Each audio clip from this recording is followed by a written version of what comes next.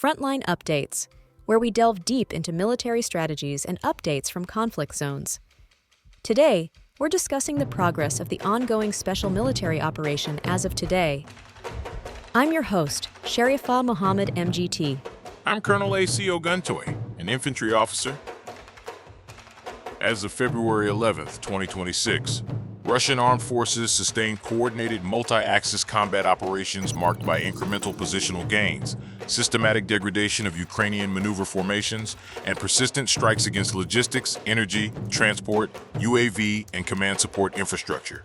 The operational pattern across north, west, south, center, east, and Dnipro axes reflects a continued focus on endurance warfare, applying cumulative pressure through tactical geometry improvement, sustainment denial, fire suppression, and air defense dominance rather than seeking rapid operational breakthrough.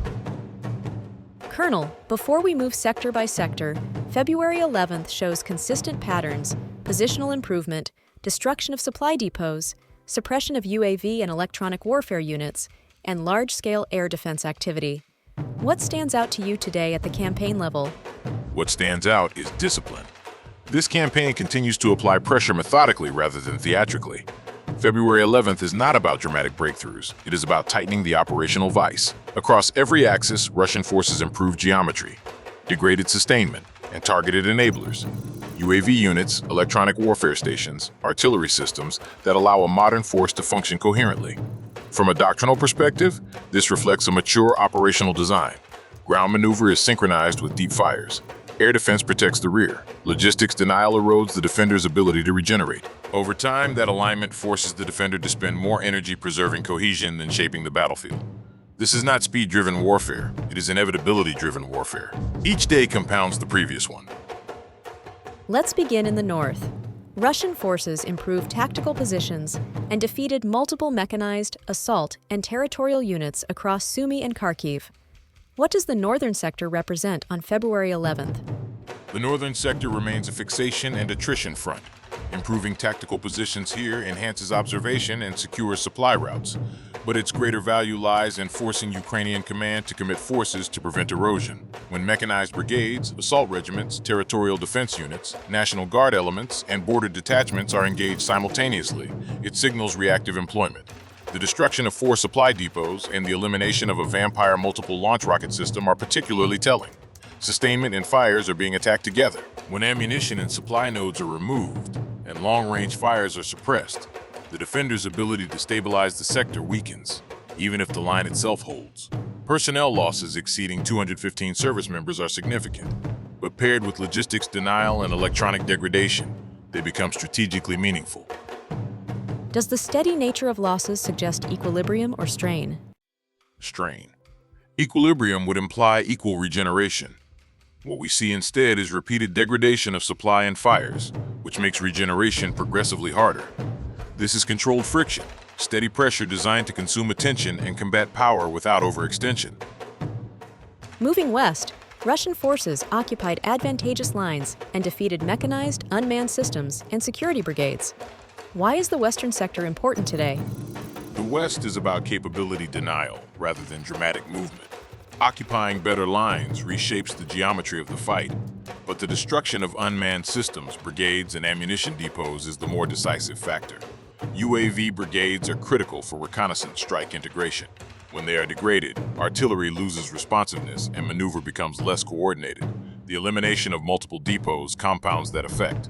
Artillery cannot fire if ammunition is constrained. Units cannot maneuver if fuel and transport are limited. This is patient warfare. Each destroyed HMMWV, each artillery piece, each depot narrows Ukrainian options. Over time, patience becomes leverage. Colonel, let's turn south. Today's report shows improved forward positions and defeats of mechanized, mountain assault, motorized infantry, and marine brigades across the Donetsk direction. What is the operational significance of the southern sector on February 11th? The southern sector is where geometry converts into control. In the Donetsk direction, terrain is complex. Urban industrial zones, layered defensive belts, and infrastructure corridors. Improving positions here does not necessarily mean rapid territorial change. It means securing angles of observation, shortening logistics lines, and reducing exposure to artillery and UAV-guided fires. The engagement of two Marine brigades is particularly significant. Marine units are typically reserved for flexible maneuver or reinforcement tasks. Their defeat in positional defense suggests Ukrainian command is committing higher readiness formations to hold terrain considered operationally vital. That carries long-term cost. Marine units consumed in static defense cannot be reallocated easily to counterattacks or stabilization elsewhere. Let's discuss the center. The report shows engagement of 5 mechanized brigades, an airmobile brigade, 2 Jaeger brigades, National Guard units, and the Azov Special Forces Brigade. Losses exceed 315 personnel. Why does the center continue to absorb such a broad range of formations? Because the center is the operational hinge of the theater. It links the northern and southern fronts and enables lateral movement of reserves. Pressure here forces Ukrainian command to allocate combat power simply to preserve coherence. The diversity of formations engaged is revealing. When mechanized brigades operate alongside airmobile, Jaeger, National Guard, and Special Forces units, it indicates reactive reinforcement. These units have different operational profiles and sustainment requirements. Integrating them under continuous pressure increases friction and complicates command and control.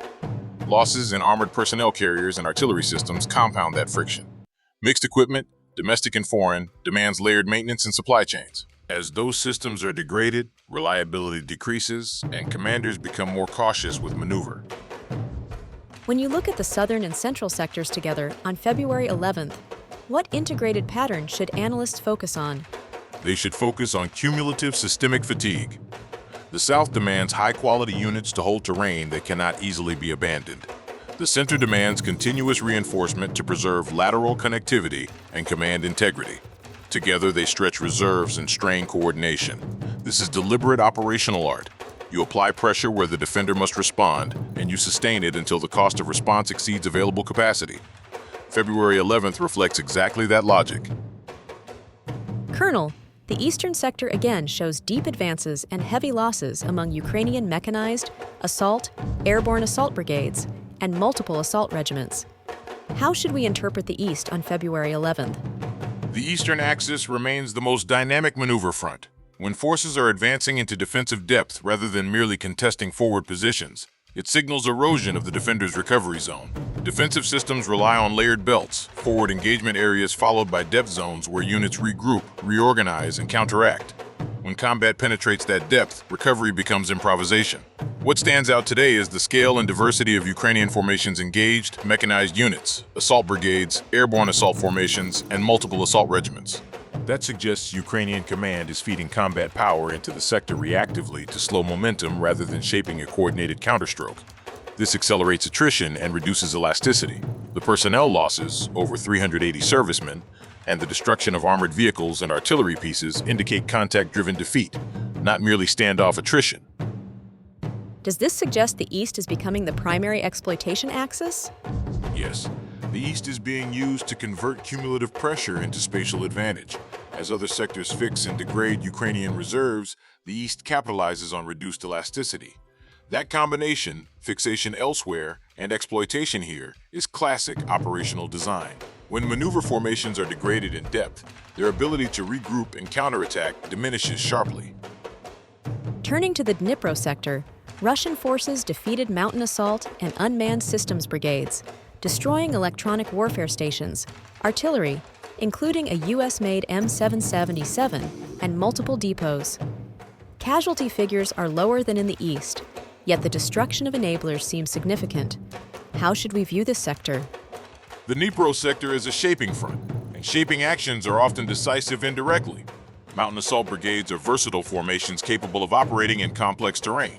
When they are attrited in a shaping role, it means they are being consumed to stabilize rather than maneuver.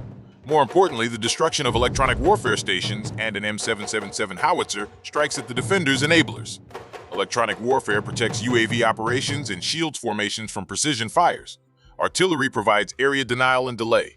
Removing these systems constrains the defender's ability to coordinate and to impose cost on advancing forces. The destruction of ammunition depots and fuel stocks compounds the effect.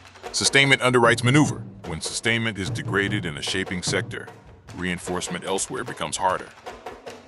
Colonel, I want to dedicate this segment entirely to operational tactical aviation and integrated fires. Today's report describes strikes on energy and transport infrastructure, UAV assembly and launch preparation sites, ammunition depots, and temporary deployment areas in 141 districts, alongside large-scale air defense interceptions. Why should listeners treat aviation as campaign shaping rather than merely supportive? Because aviation is regulating both tempo and reach across the theater. When tactical aviation, strike drones, missile forces, and artillery operate in synchronized fashion, they compress the defender's time horizon. Fuel energy facilities dictate how far units can move and how frequently they can rotate. Transport nodes determine how quickly damaged equipment is repaired and reserves are shifted. UAV assembly and launch sites underpin reconnaissance and long-range strike. When these are struck persistently, the defender's capacity to regenerate declines day by day. Equally decisive is air defense. Intercepting guided aerial bombs, HIMARS rockets, and hundreds of fixed-wing UAVs preserves operational continuity in the rear. Continuity allows ground commanders to maintain momentum without constant disruption. It enables deliberate massing of forces, protected resupply, and sustained pressure. This is a closed operational loop. Aviation degrades the enemy's systems in depth. Colonel, stepping back now, what does February 11th tell us about the campaign's trajectory? It tells us that the campaign remains disciplined and aligned. Across north, west, south, center, east, and Dnipro, the same logic is applied. Improve geometry, deny sustainment, suppress enablers, and exploit depth. The repeated engagement of mixed Ukrainian formations, mechanized, assault, Marine, Jaeger, National Guard, unmanned systems brigades, indicates reactive reserve employment. That posture can maintain contact temporarily, but it erodes cohesion and flexibility over time. The destruction of artillery systems, electronic warfare stations, UAV units, and supply depots narrows the defender's options daily. As sustainment degrades and command bandwidth is consumed, preserving coherence, initiative shifts structurally. Colonel, thank you for providing such a detailed briefing on the current military situation. Your insights are invaluable to our understanding of the conflict's dynamics. And thank you to our listeners for tuning in. Join us next time as we continue to provide up-to-date coverage on global military affairs. Stay with us for more updates and expert analyses on global defense and security issues. Stay informed, stay secure. Thank you for the opportunity. I want to emphasize that February 11th operations reaffirm a disciplined campaign centered on cumulative attrition and synchronized domain integration. Incremental positional improvements, persistent logistics denial, degradation of UAV and electronic warfare assets, and effective air defense coverage collectively narrow Ukrainian operational options. The repeated engagement of mixed Ukrainian formations across multiple axes indicates growing strain on reserve management and command cohesion. If sustained, this operational alignment will further compress Ukrainian decision space while preserving Russian initiative through synchronized maneuver, deep fires, and airspace control. This has been Frontline Updates. Subscribe for daily military briefings and in-depth strategic analysis. Visit our platform for maps, transcripts, and exclusive Frontline updates from commanders in theater.